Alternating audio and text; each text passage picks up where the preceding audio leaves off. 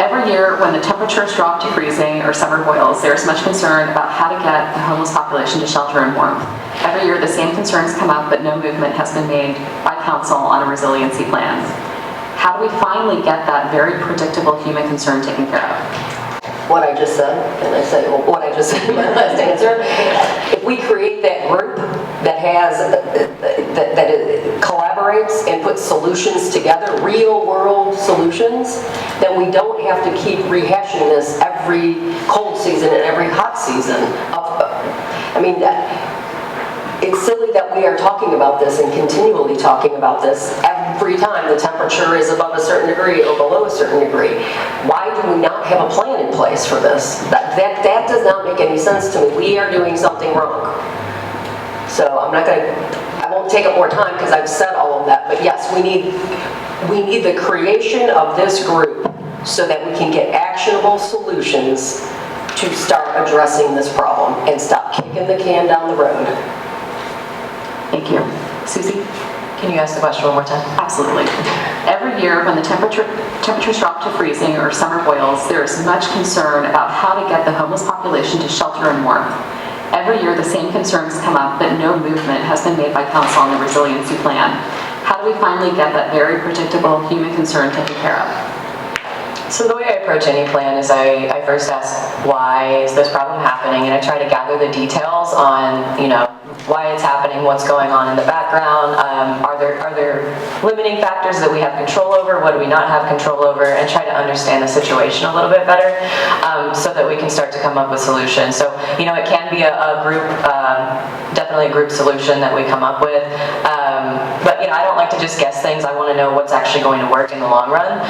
So I would love to have conversations about this, understand how can we improve transportation to the existing shelter.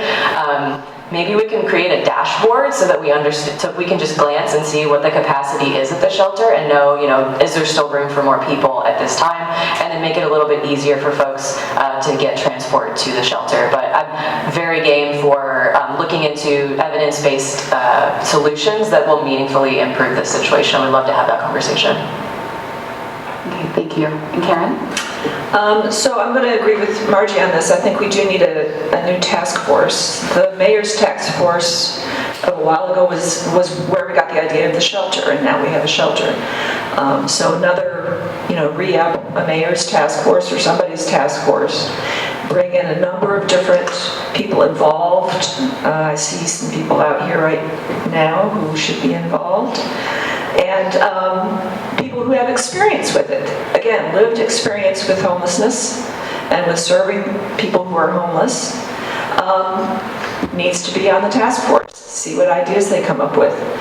Also, just to note that clearly the warming shelters and the cooling shelters need to be open when the heat index hits whatever. We could pick that. All right, just a side note, that's a red-shouldered hawk. They are one of the coolest animals out there, and it's going after a squirrel right now, I guarantee you. Hey, anyway, getting back to the homeless shelter. Yeah, they have a nest around here. Anyway, so those shelters, the center's definitely it seems like a no-brainer to me. I know there's difficulty with staffing. I would also like to know numbers about how much that rule would have actually made a difference the last few years. How many more days would a warming shelter have been open? How many more days would a cooling shelter have been open if we had used heat index and wind chill instead of just the standard temperature? Thank you.